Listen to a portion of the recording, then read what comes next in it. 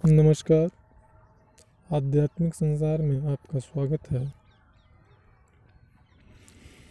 बहुत सारे साधकों के मन में यह प्रश्न रहता है कि अप्सरा साधना किसे करना चाहिए और किसे नहीं करना चाहिए। हम अपनी प्रीवियस वीडियो में बता चुके हैं कि चाहे अप्सरा साधना हो या तंत्र मार्गीय कोई भी साधना हो, उसमें आपके प्राणवायु का बहुत ही विशेष महत्व होता है। आपकी कुंडलिनी शक्ति का बहुत ही विशेष महत्व होता है। कुंडलिनी शक्ति के बगैर आपकी कोई भी साधना सफल हो ही नहीं सकती। इसलिए और कुंडलिनी शक्ति का तो इस प्रकार के जो प्रश्न हैं वो बहुत सारे साधकों के मन में भी रहते हैं। और इसका मुख्य जो कुंडलिनी शक्ति का स्रोत है वह साधकों के लिए वीर्य और साधिकाओं के लिए रज ही उसका महत्वपूर्ण जो है भूमिका निभाते हैं। कुंडलिनी शक्ति को जागृत करने के लिए, ऊर्ध्व करने के लिए या चक्रों के भेदन के लिए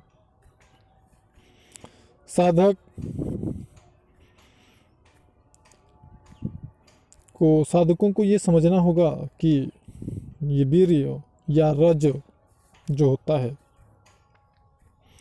किस उम्र तक ज़्यादा प्रभावशाली होता है। मतलब आप ये कह सकते हैं कि जिस प्रकार से काम वासना हमारे लिए बहुत ही बड़ी व्यवधान, बहुत सारी समस्याएं उत्पन्न करती है हमारी साधना के लिए, उसी प्रकार साधना में सफलता के लिए कई प्रकार की सिद्धियां प्राप्त करने के लिए काम वासना ही महत्वपूर्ण भूमिका निभाती है। जो भी साधक या साधिका के मन में यह प्रश्न उठता है कि किसको नहीं करना चाहिए, उसके लिए मैं बस एक लाइन में ये जवाब देना चाहूँगा कि जिनके अंदर काम वासना की जो इच्छा है, उग्रता है, तीव्रता है, वह उठना बंद हो गया है, ऐसे साधकों को साधना नहीं करना चाहिए, क्योंकि उन्हें सफलता ही नहीं प्राप्त होगी।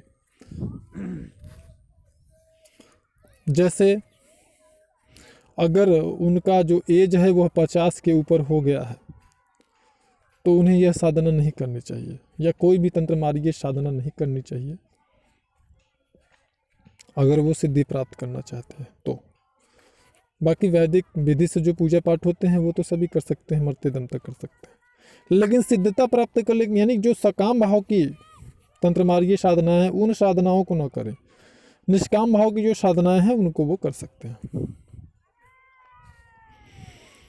मतलब सीधी सी बात है कि अगर 50 के ऊपर आप हो गए हैं, 55 हो गए हैं, तो स्वाभाविक सी बात है व्यक्ति के अंदर से काम उत्तेजना जो होती है वो समाप्त हो जाती है, क्योंकि हमारे बॉडी में, स्थूल शरीर में जो ये स्थूल पंचभूत है, इसमें एक निश्चित समय तक ही वीर्य रज का निर्माण बहुत ही तीव्रता से होती है। उसके बाद में वह शिथिल हो जाती है, धीरे धीरे कम होते होते फिर समाप्त हो जाती है। तो ऐसे लोगों को यह साधना नहीं करना चाहिए, या कोई भी तंत्र मार्गीय जो सकाम साधनाएं होती हैं उनको नहीं करना चाहिए, जो कि किसी सिद्धि के लिए होती हैं, किसी मनोकामना पूर्ति के लिए होती हैं। तो अब हम बात करते हैं कि किनको करना चाहिए। तो अब यहाँ पे हम दूसरे प्रकार से आपको जवाब देना चाहेंगे। जैसे मान लीजिए आपने बहुत अच्छी पढ़ाई लिखाई कर ली है और तमाम ऑफिस के, प्राइवेट सेक्टर के, गवर्नमेंट सेक्टर के जो भी विभाग हैं, ऑफिस हैं, फैक्ट्री है, इंडस्ट्री है, आप चक्कर काट के दौड़ के परेशान हो गए हैं। क्वालिटी एबिलिटी है, आपके पास टैलेंट है आपके पास, बट आप बहुत परेशान चल रहे हो, आपको कहीं सिलेक्शन आपका नहीं हो रहा है, हर जगह से हताश निराश आप हो चुके हो, परेशान हो चुके हो, आपका कहीं पे कोई मतलब स्थिति जो है वो बन नहीं पा रही है कि आप सफलता को प्राप्त करें। ऐसे लोगों को, ऐसे विद्यार्थी या कह सकते हैं कि ऐसे जो अभ्यर्थी हैं, उन्हें अप्सरा की साधना अवश्य करना चाहिए। जीवन में एक बार इस साधना को जरूर करना चाहिए।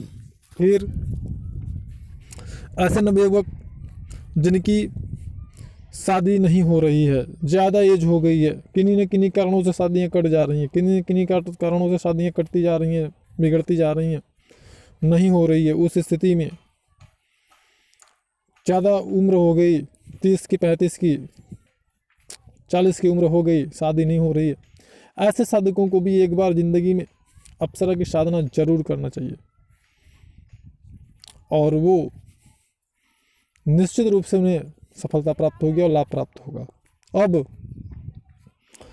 जैसे आपने बहुत सारा पैसा अपने व्यापार में इन्वेस्ट कर दिया और पैसा डूबता जा रहा है, या कह सकते हैं कि पैसा फंसा हुआ है क्योंकि आगे आपका सेल नहीं निकल रहा है, तो आपको जीवन में एक बार अप्सरा की साधना अवश्य करना चाहिए। उसके बाद जैसे आपकी कोई संपत्ति है जो विवादित चल रही है, बहुत समय से आप परेशान हो, बहुत प्रयास कर रहे हो, लेकिन फिर भी आपके प्रयास में कोई सफलता आपको प्राप्त नहीं हो रही है, आपकी जो संपत्ति है कई साल से वह जो है फंसा हुआ है, वह नहीं निकल रहा है, वो उसका कोई लाभ आपको नहीं मिल रहा है और विवादित चल रहा है, तो ऐसे साधकों को भी जीवन में एक बार अप्सरा की साधना अवश्य करनी चाहिए। अब जैसे कि पति पत्नी के बीच में लड़ाई हो रहा है, झगड़े हो रहे हैं, बार बार स्थिति बहुत ही संवेदनशील और तलाक तक पहुंचने की संभावना बन रही है, ऐसे साधकों को अप्सरा की साधना अवश्य करना चाहिए। जिंदगी में सफलता प्राप्त करना चाहते हैं तो वो अप्सरा की साधना जरूर करें। उसके बाद में जैसे कि आप कोई सेल्स मार्केटिंग का काम करते हो, अगर आप नेटवर्क मार्केट से जुड़े हुए हो अथवा आप मार्केटिंग का काम करते हो, तो आप अगर असफल हो रहे हैं, आप प्रभावशाली व्यक्तित्व आपका नहीं बन पा रहे, सामने वाले को प्रभाव नहीं बना पा रहे हैं, बार बार असफलता आपको प्राप्त हो रही है, आपके अंदर निराशा हताशा, आपके अंदर फ्रस्ट्रेशन आ चुकी है, तो आपको एक बार अप्सरा की साधना जरूर करनी चाहिए। तो इस प्रकार से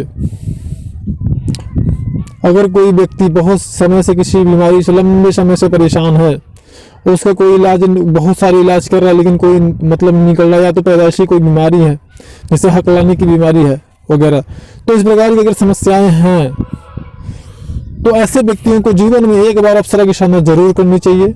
यह मेरा अपना अनुभव है जो मैं बता रहा हूँ, तो उन्हें निश्चित रूप से सफलता प्राप्त होगी। मिलते हैं नेक्स्ट वीडियो में, तब तक के लिए नमस्कार।